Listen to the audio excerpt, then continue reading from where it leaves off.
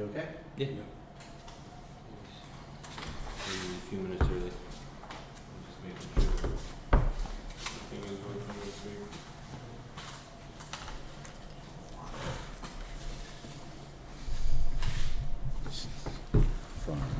And you want water, right? Yeah, with ice.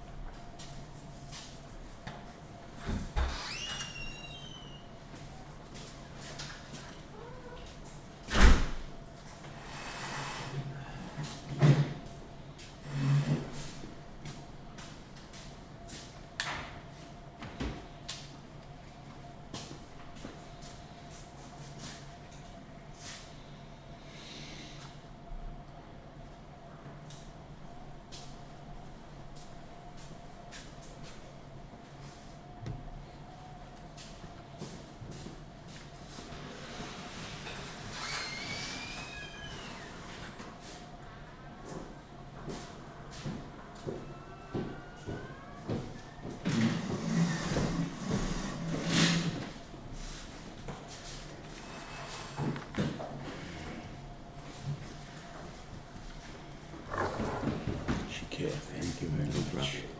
Oh.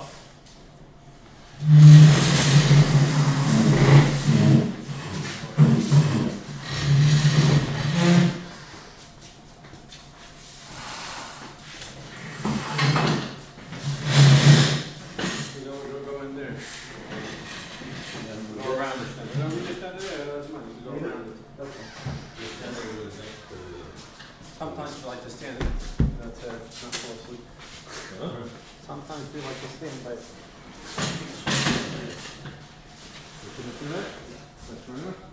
It is. It says, the knocker. It has the knocker. It has the knock, it has the clock.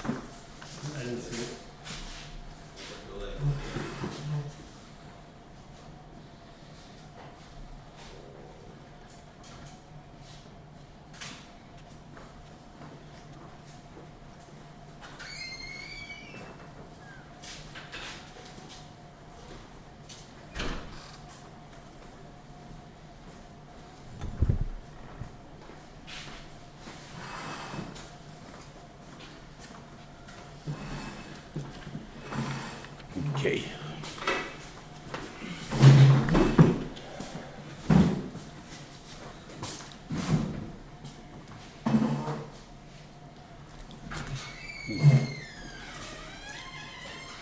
This is the the smaller one of the Teicheche, but there's a big Yesodis here.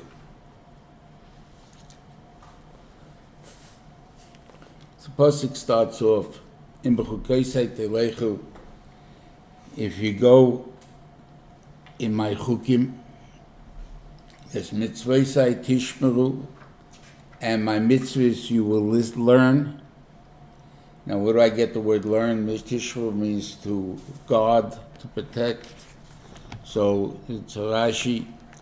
It's a Gemara God in Kedushin, but it's a Rashi in Parshas Hanan by Sheni. That Rashi says over there.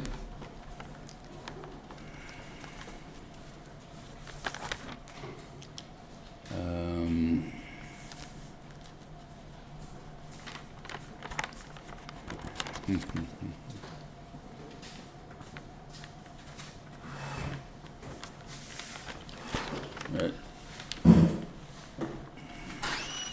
לימדתי עשר חוקים משפטים כאשר ציווני לאלוקי, right? ושמרתם ועשיתם, זאת רש"י, שמרתם זו משנה, ועשיתם כמשמעו. ועשיתם is כפשוטו. So the word of guarding, in other words, even though it says tishbu, you should guard, it means to learn. How do you guard it? By learning it. Rashi says it a little weiter in Parshas again. He says that what happens is that you will do by learning it. Here's the question here.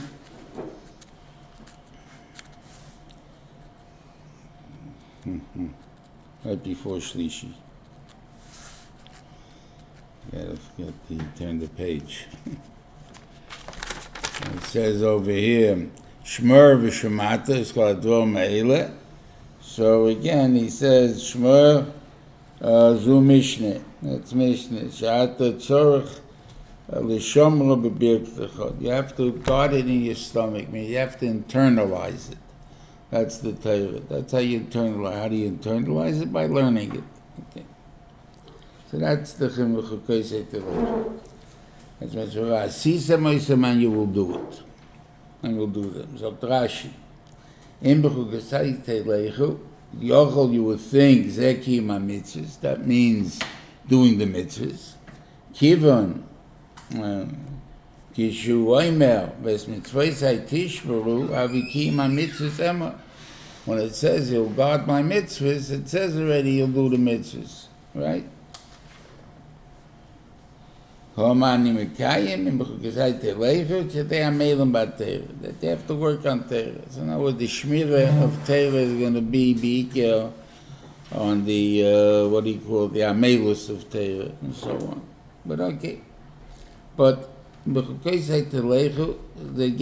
the Rashi should have said a simple pshat. You should think that means doing the mitzvahs. It says Vasisa Moisom. It says the two words Vasisa Moisom. You're going to do the mitzvahs. So why do you think that it means something else? Okay.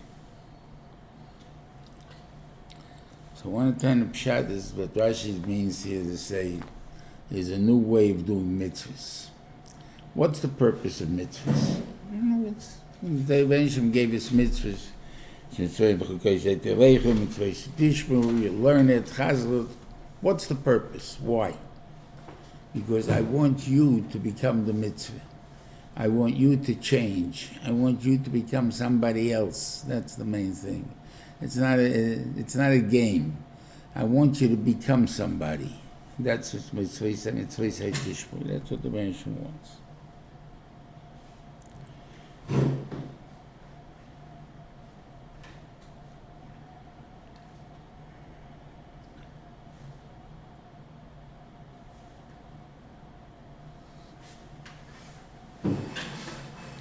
Okay, so that's what Rashi's telling you over here.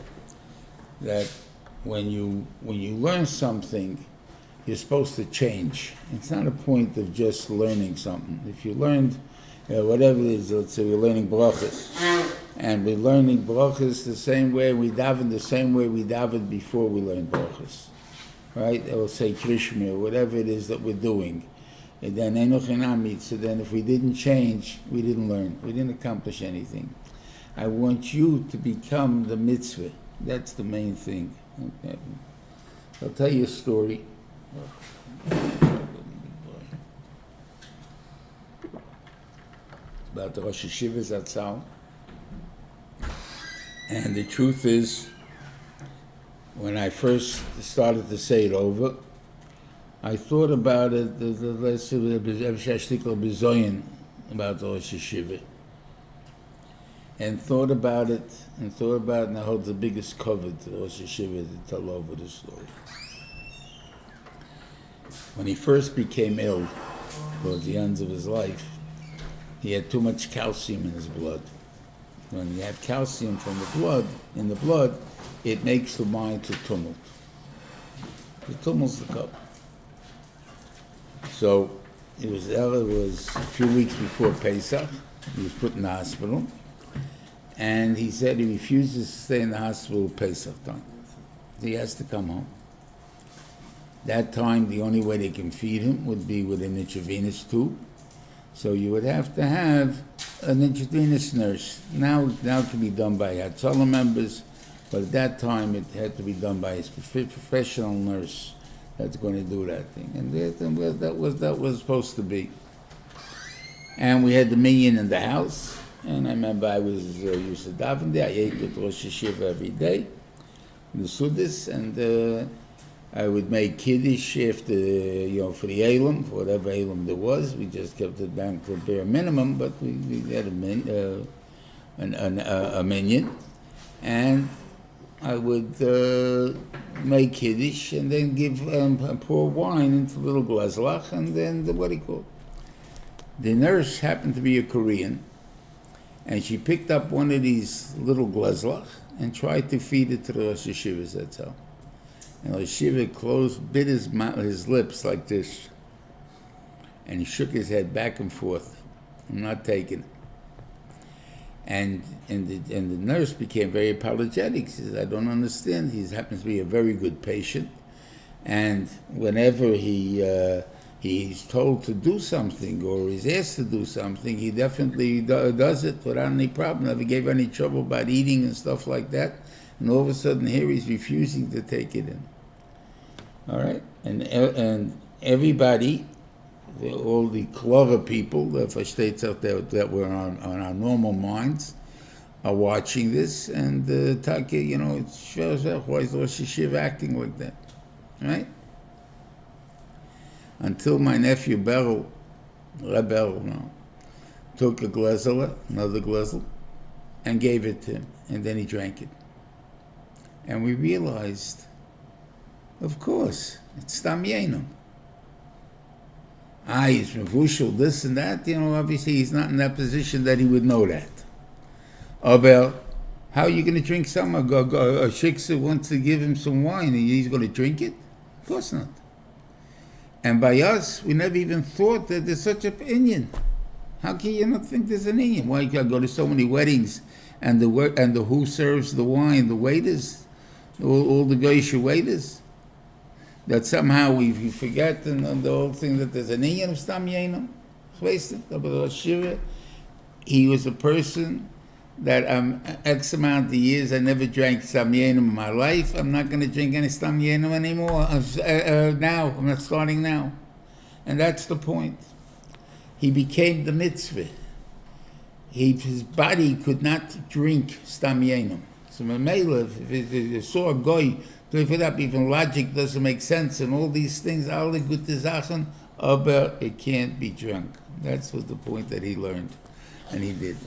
And that was the point. So that's what the Torah wants from us. If you're going to go in the right way, you're going to do the right mitzvahs, you're going to do the thing. So by learning the mitzvahs, that's why it says that the learning is Bechukosai telechu. It's as we say Tishbu Meinach is the guarding. That's called learning. That learning, that's doing the mitzvah. What does it mean doing the mitzvah? It means that is the learning is the mitzvah. So then why do we do the mitzvahs for? I mean, if you can tell me what I just said, that the ikar of accomplishment you did is to turn yourself into the mitzvah, so why take do you say Vasisa myself? That's the test. You want to see how you do the mitzvah. If you do it the same way you did it till now, you didn't learn anything yet. If you changed, you understand the differences, now you can do it. And that's what the lesson is. Okay? So this is a very important part. The mitzvah has to become part of you. If it doesn't become part of you, you did not learn yet. You did not finish. It wasn't sufficient. You did not internalize the Torah. The Torah has to become internalized. Okay. And what am I going to do if you do this? When asati gishmechem b'itam,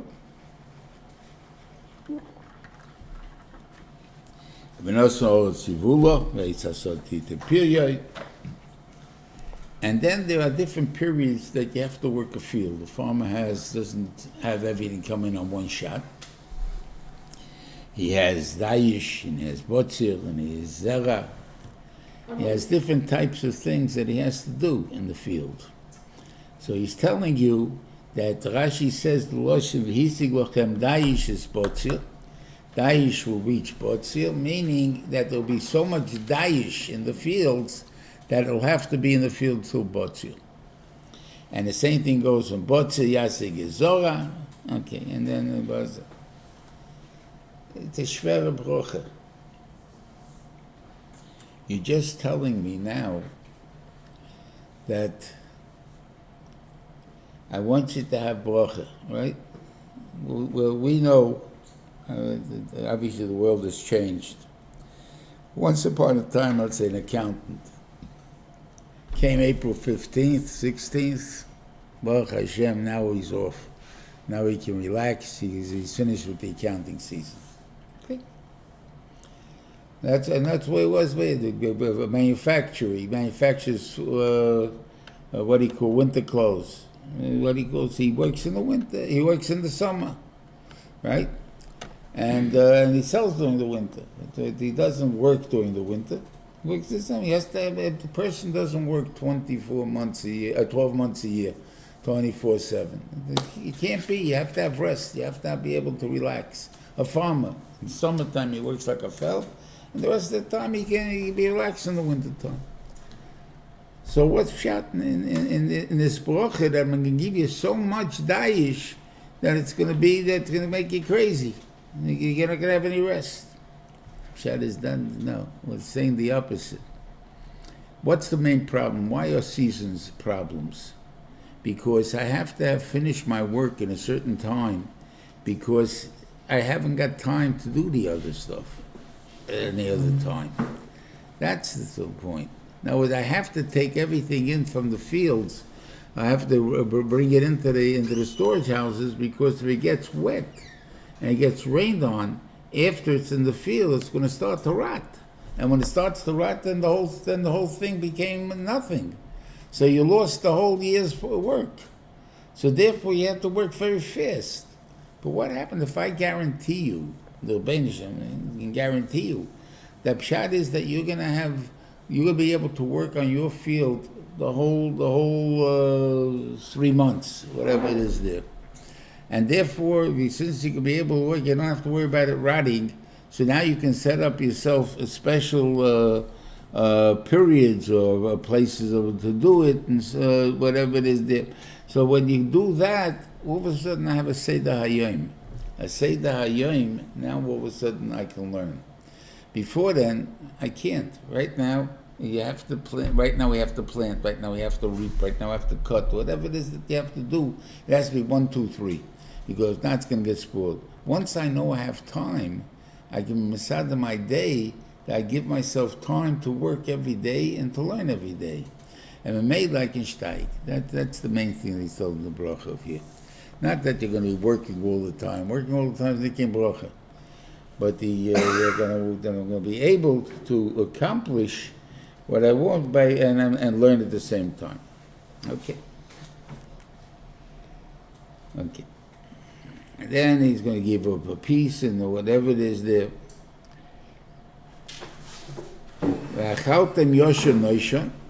You will eat the 2-year-old tvua. Now, obviously, in the chutz for tvua, what we call fresh fruit, right?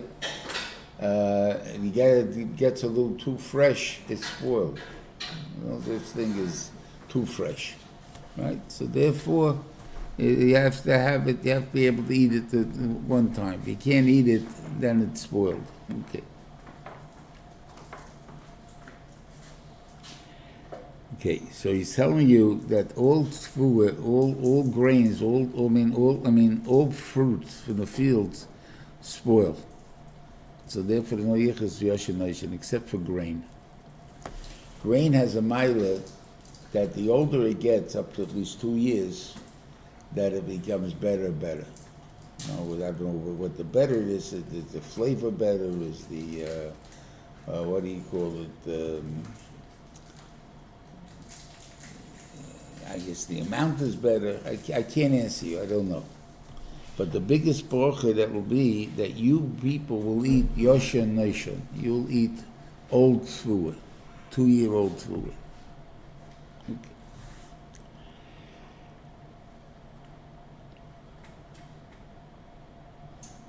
Yeah.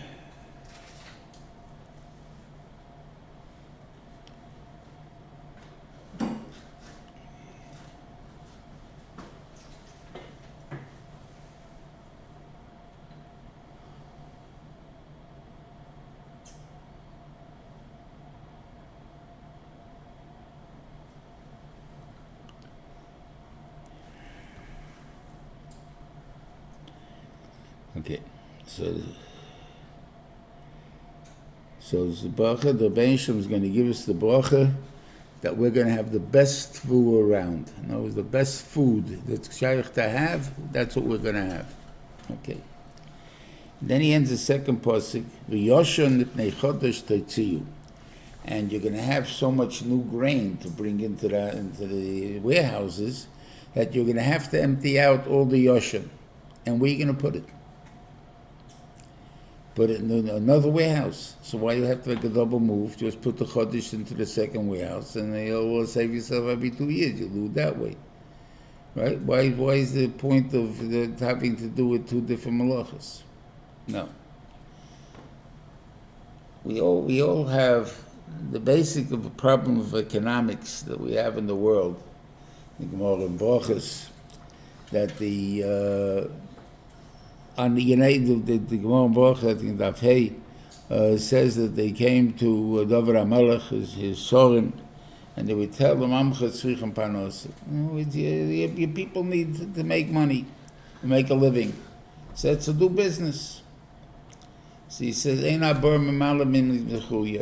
can't fill up the hole from what you dug out of it. So therefore it always is to be shallow, which is not, by breaking up the ground, it doesn't fit in the same way anymore, and therefore it doesn't fill anymore.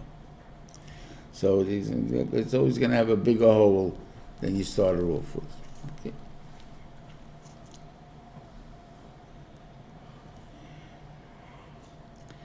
So anyway, so they said, so therefore what we have to do? We have to bring in extra parnasa from the outside. And what do you do? Gedud. You have raiding parties and whatever it is there, which is basically what Rome did. Rome, what do you call the armies of Rome? What do you call it? Took booty from the whole world, and they divided it among the members, the citizens of Rome, and therefore there was always parnasa. They didn't have to work. Nobody worked. No Roman worked. But l'maaseh, they had parnasa. Why? Because they had to bring it. So in order to make money for your country, you have to have something that you can export to bring in cash. If you don't have anything to export, then there's nothing that the world buys for you. It doesn't need anything from you. So therefore, you don't have. Okay.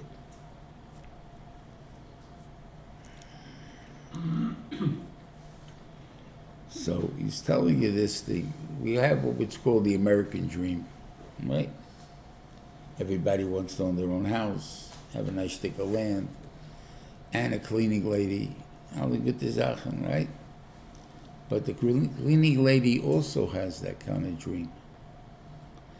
And if she has that kind of dream, so then obviously the finances of the country, the economics won't work out. You can't have that everybody has the same thing, because if everybody has the same thing, then how do you pay for it? That means that the cleaning lady, in order to be able to afford her house and her cleaning lady, is going to have to charge you $100 an hour for cleaning your house. And because of that, you will now have to charge her when she buys in your store $1,000 an hour, or whatever it is, their stuff, in order that, and that's called inflation, that's not called bracha. So therefore, you're not going to accomplish the bracha, you're not going to accomplish the thing, because it's impossible that the economy can support that the lowest member of society can have fulfilled the same dream that every other member of society has. And that's what he's telling you. So therefore, what are we going to have that's going to be peaceful and that the world is going to want and to pay a premium for it? And because of that, we'll have an income of stuff that the world wants and willing to pay for it, and that we don't have to, and that we can divide among ourselves, that everybody can afford it. And that's Yoshan. Yoshan, we said, is a better product than Chodesh, and Yoshan is a better product than Yoshan. So therefore, the 2 years, so when it has that year that has Yoshan, that's the year to make money. That's the year that it all of a sudden becomes in a, we have a product that everybody wants, and they pay for it, and whatever it is. And that's basically what he's telling to us. So that is the bracha the Rebbein Shem gives to Klal Yisrael, that you will, what are you going to do with the Yoshan? You're going to take Yoshan out of the warehouses and do what with it? We're going to export it. And by exporting it, we're going to make it a windfall. And because of that, we're now going to have money that everybody can participate with. And that's what we're going to do. Okay, so that's the bracha of Achaltem Yoshan Oisham Yoshan Lechodesh Tetziu, that everybody can afford the dream. Okay.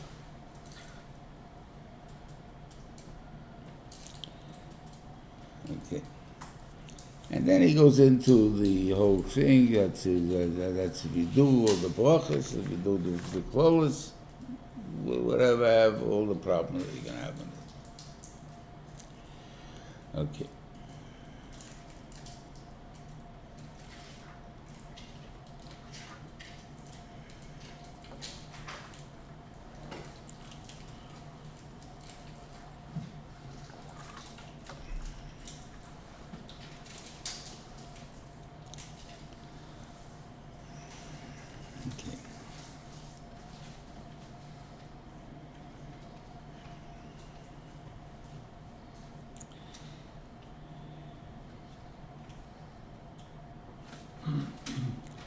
Now,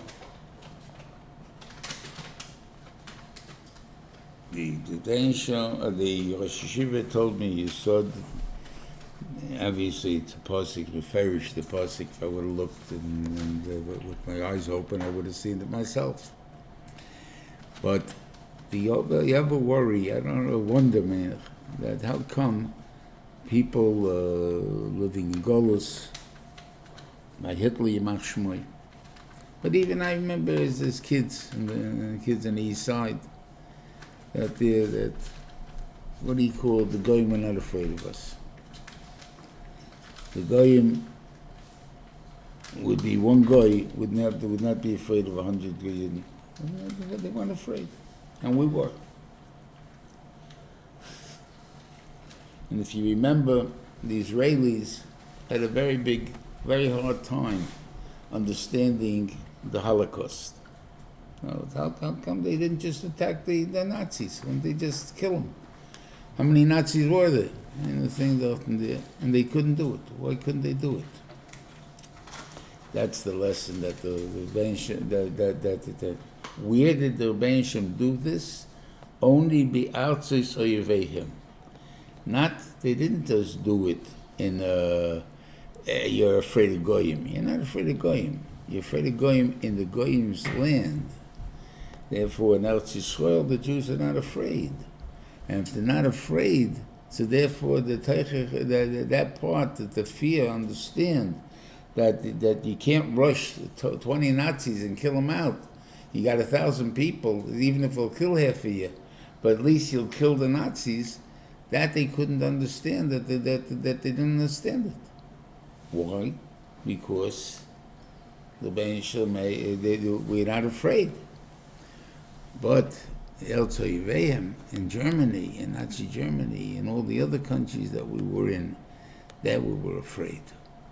And therefore, we asked him with that time, and it says it both in here and in Parshas Kisavai.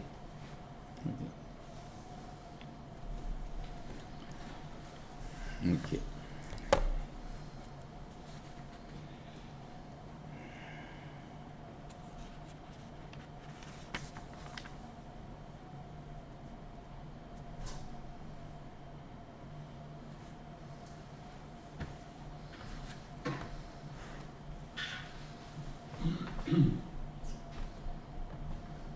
Yeah.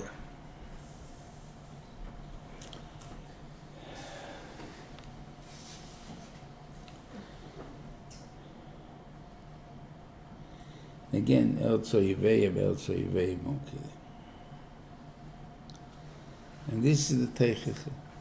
In other words, you go to Golos, and Golos you'll be frightened, and there will be all the klolos that will be chal because of this fear itself will be chal. Okay.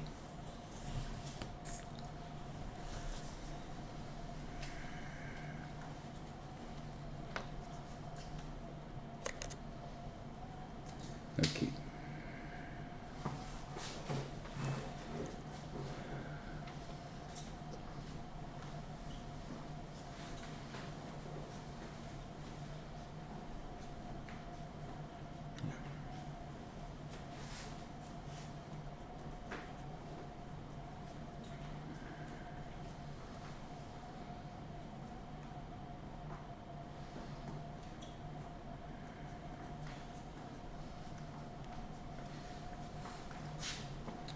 Okay, for an adin, that if somebody makes a korban, a behemoth is magdish it. He has to bring this behemoth as a korban. If it's oil ala mizbeach, and it's a sholem, it's not a mum, it's not a baal mum. Well, it says. Okay. The din is lo yachlifenu, you're not allowed to exchange it, lo yomer loisoi, and you cannot, what do you call, to make a tumura in exchange. Toiv bara, rabba toiv, whether you want to make it better or worse. Doesn't make a difference. The one that's picked, it has to be Kurdish, that's the one it is. One lesson we learned from here, the Rosh Yeshiva held, is that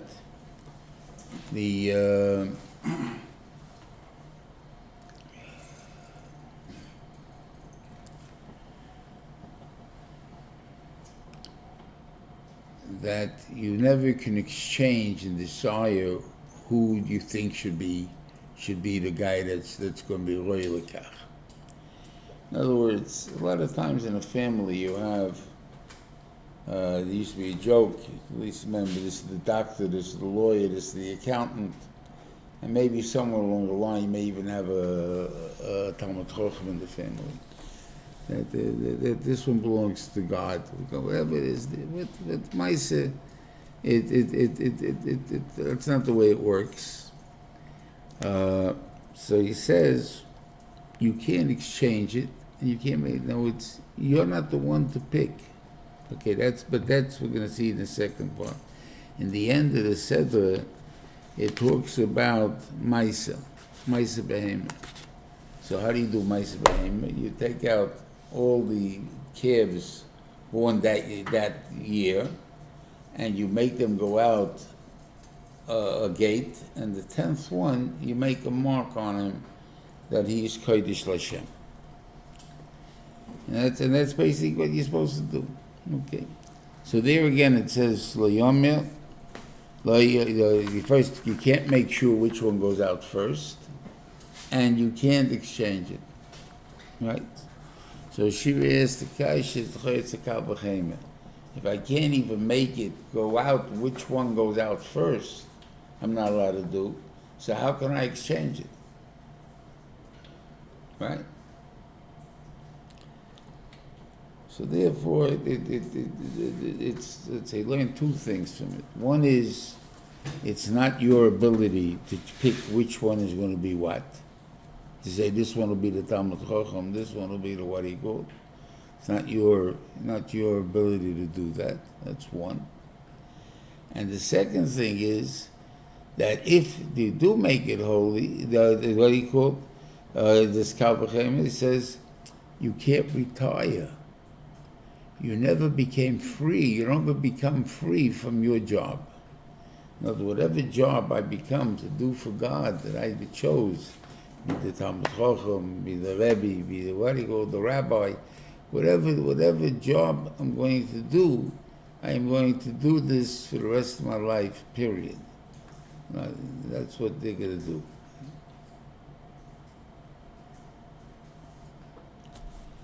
Okay, so that's basically the chiddush over there.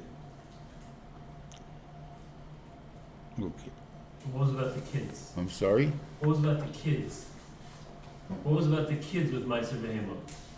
If you can't decide which kid is going to be... Yeah, I can't decide which one should go out first. So I can't decide which one is going to be the holy one. Right? Even if one is smarter or one is... Whatever it is, but I can't decide that. That the Beishim will make circumstances in life to such a degree that the person, that maybe you'll become Talmid Chacham, but it's not going to be my choice to say, no, your job is to do business. Your brother's the Talmid Chacham. He hasn't got a cup anyway. So we'll make him the sit in Yeshiva Bacha. But no. So what's And the second thing is that you can't retire. In other words, even once I become lo yachlifenu, I can bring in help. I need help. Guy reaches certain mandatory retirement, 65. We're not the church. I mean, there's no such thing. You may say I need help. I can't do this myself anymore. I can't handle being a Rebbe all the time. I still have to do the full job. I can help that comes to help me.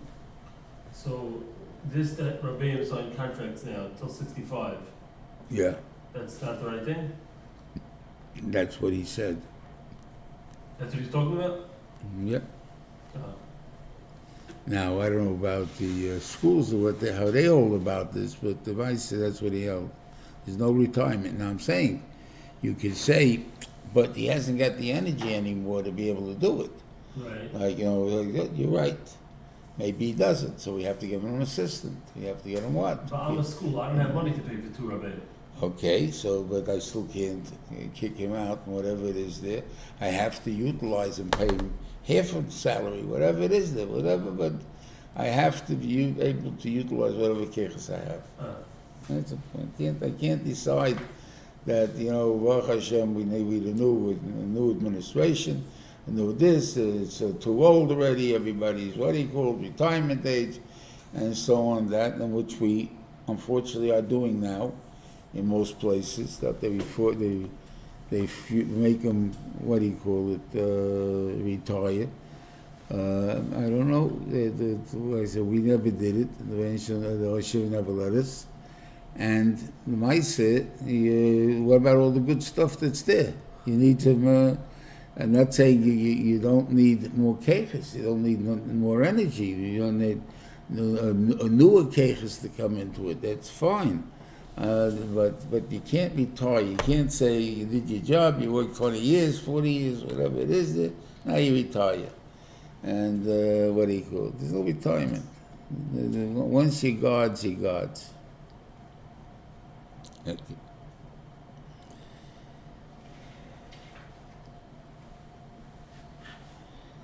Okay.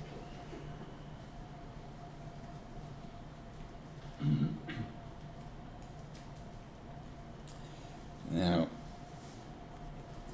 he used the Lashon, as I say, Bechukosai telechu. And we spoke about this, I think, other times when we spoke about the union of a chayk. And this again, we've got to go back to Parshas Eschanun, that it says a very strange Lashon over there, around Sheni, the same place where we had the other pasuk. And this is the Lashon. Ve'limati esam chukim mishpotim, I came to teach you chukim mishpotim. Kasher tzvani Hashem l'koi. And what's chukim? Chukim are mitzvahs that have no reasoning. And mishpotim are mitzvahs that have reasoning. Ushmatem v'asisem ki chochmasem v'nasem v'enu amen.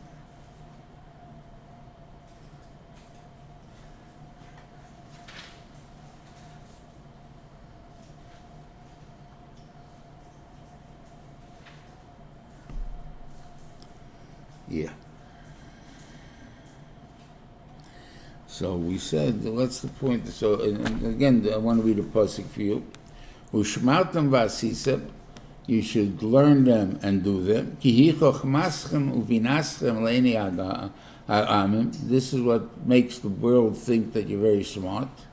Asher yishmon es kol hachukim ha'ela, they hear all these chukim, v'omru, and they say, rak am chochem v'nov nagoy hagodol hazeh. Now, that doesn't make any sense. We just said the mitzvah of a chayk is we don't have a reason for it. It's not a logical reason, or it's not can't be the reason, whatever it is. And that's what you tell me. And they're going to say this is the chochmah of the goyim. So the Rosh Hashanah asked this question. He should have said mishpotim, not chukim. He said no. He says it goes on chukim, and he gives a marshal, a medical type marshal. I'm going to give you the same medical type marshal, maybe more updated. A guy bought a bottle of aspirin. He suffers from headaches, and he takes two. Every time he gets a headache, he takes 2 aspirin. 4 hours later, he takes again 2 aspirin, and it doesn't work. And he's been doing this for a couple of years, and finally he can't take it anymore, and he calls the doctor, and he says, Doc, what am I supposed to do? I can't, the bottle says take 2 aspirin every 4 hours, and I'm doing that, and it doesn't help. He says, take 3 aspirin. Oh, 3 aspirin. He takes 3 aspirin, and Baruch Hashem, he finds that it works pretty good, 3 aspirin. So what he's doing is that up the going, and it works. Would you say that the patient feels, why this doctor was a gadol? He understood the thing. He needed all that extra, just that another pill, and that would have done the job. No.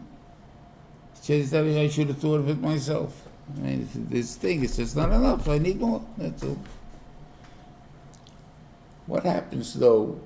If the doctor would have told him, I see you taking the aspirin is not going to help you. I want you to go outside, stand on your head for 5 minutes, and that's going to make you, that's going to cure you. And the guy does it, and he's cured. What does the person go around saying? Does he say, what kind of nut was my doctor? He picked some kind of crazy thing that I should go stand on my head and do this and I'll get cured? Or he says, wow, what a genius my doctor is. He knows the body so well that he understands it's something that really makes no sense, and that's what can cure you. And wow, what a genius he is. Right? So what makes it a genius? The chayk or the mishpat? The chayk. That's a point that he's trying to tell you. That is that he's trying to get you, because he's trying to tell you that what you didn't think of, that's the thing which you see the godless in a thing. And you see the Rabbeinu Shalom does things through certain ways. You see the godless, the Rabbeinu Shalom. But you see a greater thing also in this. That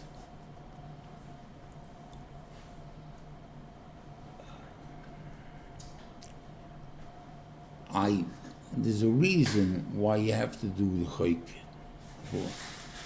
Because the chayk puts away a way of performing.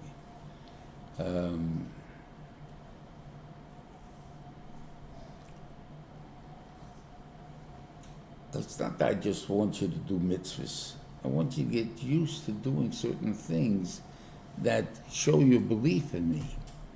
So a choik, which let's say paradume, right? Which is a choik, right? Doesn't make sense, whatever it is there, but it shows we love God, right? Because that's what the choik of doing Abbas Hashem, of spending money for God, is going to accomplish for us. That we're going to say that Baruch Hashem, the guy spent money, he's going to get used to it, and he keeps doing it. It's an act of Kiddush Hashem, Abbas Hashem. Okay.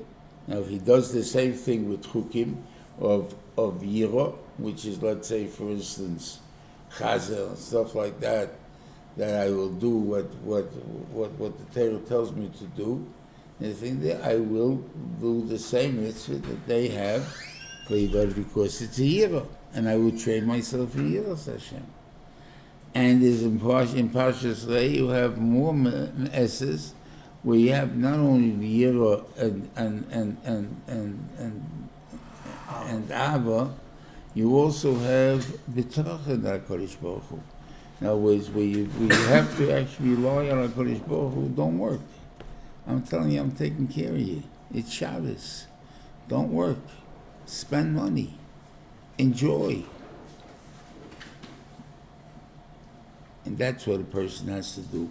So with all these types of mitzvahs, he trains himself. So in Bechukosai Telechu, I go in their ways, meaning I go doing it, I repetitive. I do the same mitzvah over and over and over again. And that makes me have Abbas Hashem. Does this tie into the pshat that it means Amelum B'Torah? Does that tie into Amelum B'Torah?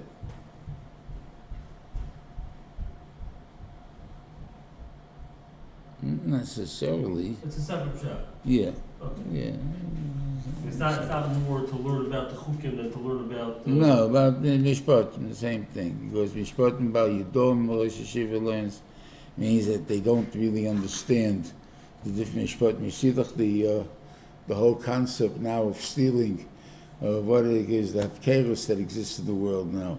Like, so obviously there's no concept of mine, yours, and whatever it is. That's not what the issue is. It's just, I have and you don't have, whatever it is.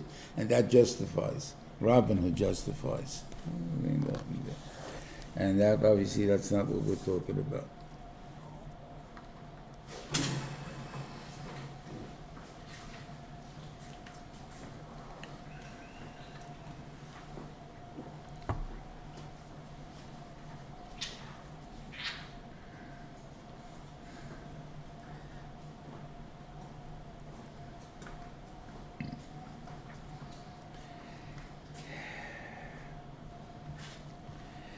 Just the Pasuk gives a derech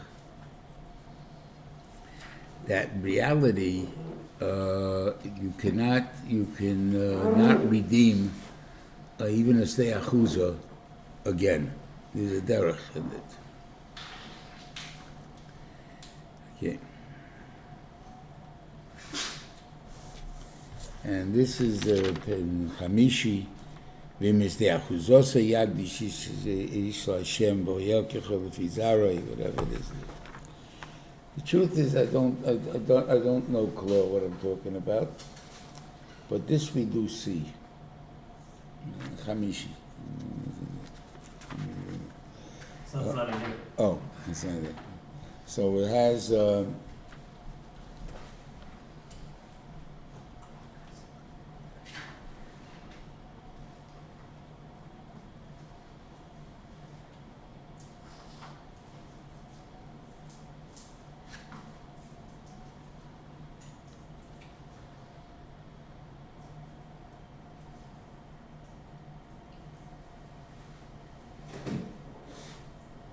Yeah.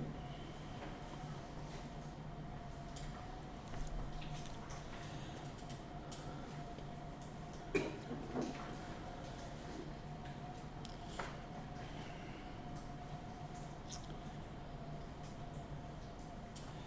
want to tell you that this the dinyan of Yovel, that we learned last week and then this week. Maybe there's an additional inyan of it. The Rebbeinu Shalom promised Avram Avinu that he's going to give his grandchildren, or his children, and give them Eretz Yisrael for Yerusha. But if every time I make a sale, it's a sale, right? So then, basically, I can't guarantee Avram Avinu that his children will inherit the land. I can only guarantee that when I'm going to bring them to Eretz Yisrael the first time, I'm going to give them the land. But after that, they don't get the land anymore. He says, that's what I know in tiny thing. No.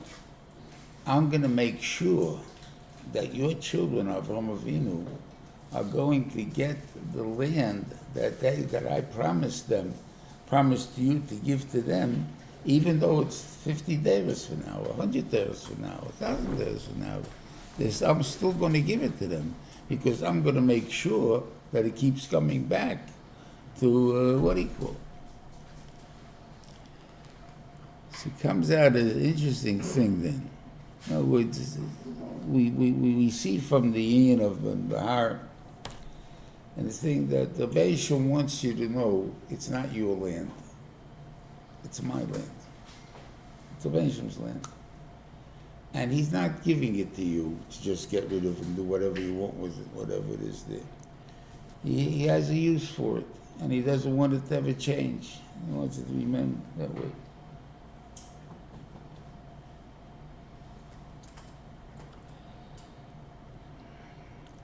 So why is he putting these laws down? He wants you to know that you're not a Bailu. Just like we said that you learn out Shikra from my B'tzatzadeyu, we have a din of Dalaramas B'stei Chaveirov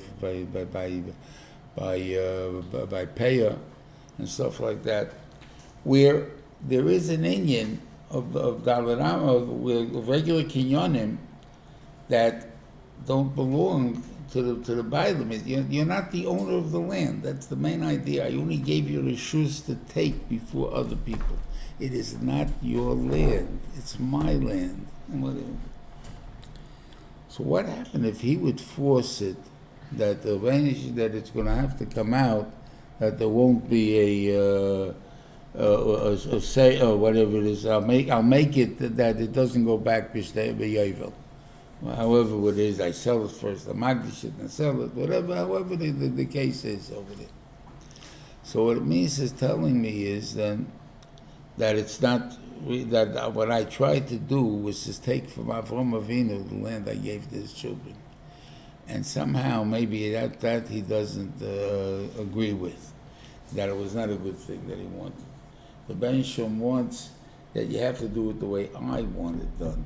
And if you want to do it differently than the way I want it done, then you're a Gazlan. You're a Gazlan not from me, you're a Gazlan from Avram. That I don't know, I didn't think about that too much. But it could be such a concept that there is something that bribes like that you did not right. In other words, you tried to usurp the authority that Ben Shem has over the land, and that you can't do.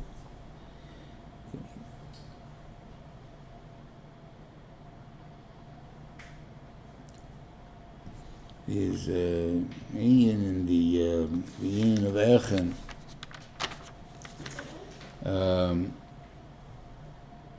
That they want to say, the Rashi should bring it down here, that a woman, an old woman, is better than an old man. Why? Because after 60, she goes down. Where it goes there. V'imi ben shishim shana v'mayla mzocha hayakach hamisha osa shekel, and a cave is asor. Now it's before, if you're till 60, so a man is 50 shkolim and a woman is 30 shkolim. But what happens if you go after 60? So a man becomes 15 shkolim and a woman 10 shkolim. So if you go proportionate to the case, the woman is worth more in old age, more than a man. But the kasha is, yes, like that or not, then the truth is, the man is still worth more. He's worth 15 and the woman's worth 10. So why are you telling me that it's not that it's more kosher of a woman, or whatever it is? Because you look at only this case of deterioration, not what it was worth before, worth now, something like that. And that's the part that we lose our sense of value. You think with people just looking at what a sharp decline, and worthless. It's not true. Sharp decline with Lemais, it's too drastic a sharp pace.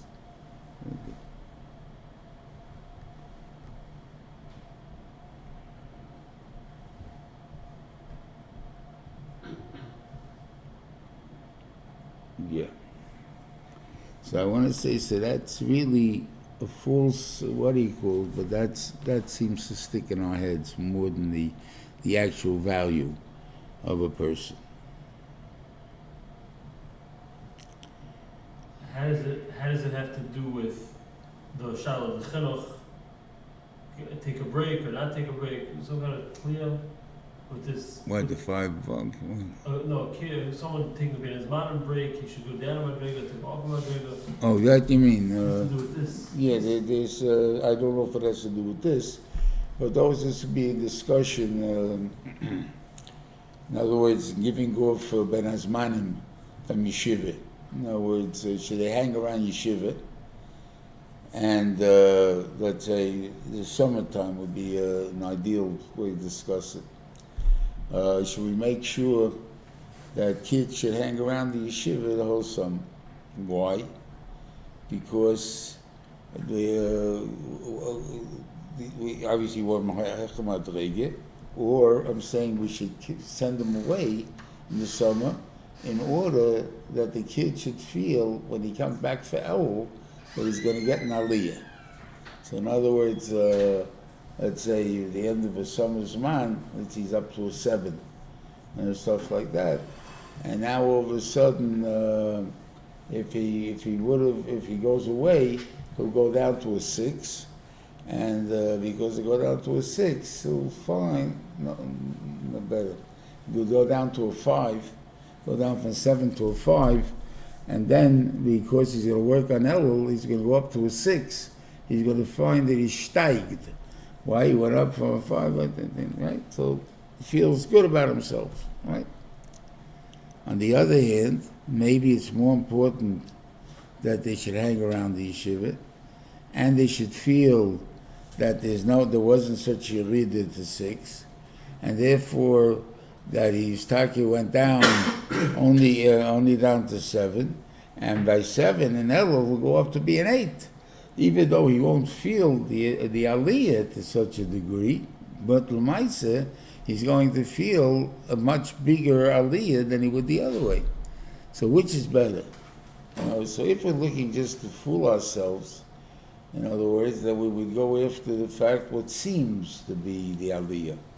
In other words, by sinking and then working ourselves up, we feel we recouped our what we dedicated. But l'maisa, the truth is you're at a hechel madrege by going through it. And that's why I think that is really to go through it. That's why she goes to camp. I'm sorry? She goes to camp, you can get both things in camp. Yeah. Right. There's always like that. Yeah. But the question: what is more important, the hagosha or the reality? And obviously, I've always felt the reality is more important because the fochte beirach madrege. On the other hand, inspiration-wise, maybe inspirational-wise, it goes on the false derech by saying, "Look, don't you feel better about yourself? Don't you feel you accomplished a lot and everything else?" And the guy will say, "Yes, yes, yes," and the truth is, he really hasn't done it.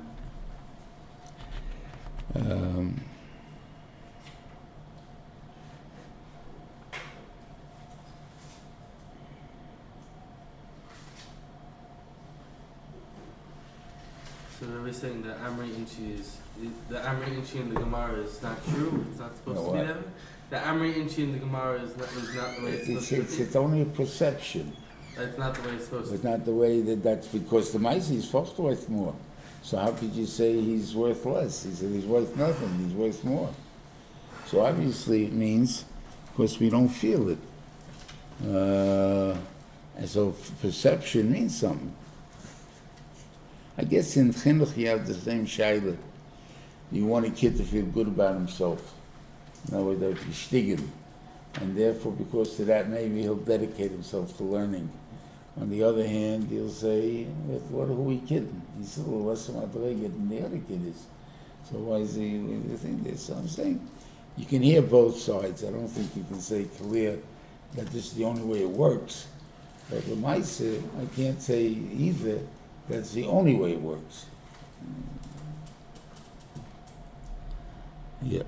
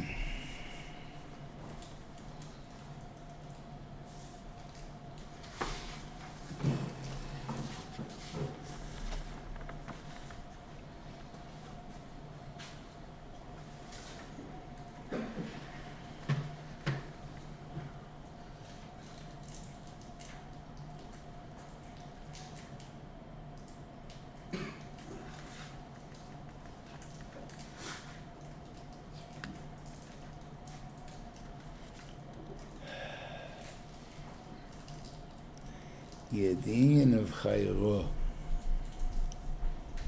that is an union of, that the Benishim says, I'm not going to chase away the goyim so fast, I'm going to attend the tziro. Why? Because I don't want the Chayes HaSodah to be able to attack you. The Benishim has such chesed to us, that even when we don't deserve the bracha, we deserve klala. Afal Pikein, the Benishim will not do it to harm us. He will try to protect us in the sense that we didn't empty it out, so there's no chayes haras there. And then we can't defend ourselves, because right now we don't deserve to be protected from chayes haras. Chayes haras is a thing that the land is supposed to be full. If you're full, the animals don't have a place, and therefore there's bracha, right? But the idea is that I want you to feel that way. I want you to know that I love you, and I want to give you Eretz Yisrael, I want to give you whatever I'm going to give you, that there should be that even if chas v'chalil yechayiv and einshim, afterwards you'll have the einshim, but it won't affect you. It won't affect your what do you call it? Security. What do you call it? Why? Because I'm protecting you. I'm not just going to let it happen. That's the ikar. Habaisai will be before Shavuos. I don't know, we're going to have next week. Yeah. We'll see. Maybe hopefully we'll have next week. We'll have a good Yontif, a nemes Kabbalah Satera. And we'll talk about Bamidbar, because that's really Bamidbar before Shavuos all the time. Hatzlacha Rabbi and a good Shabbos.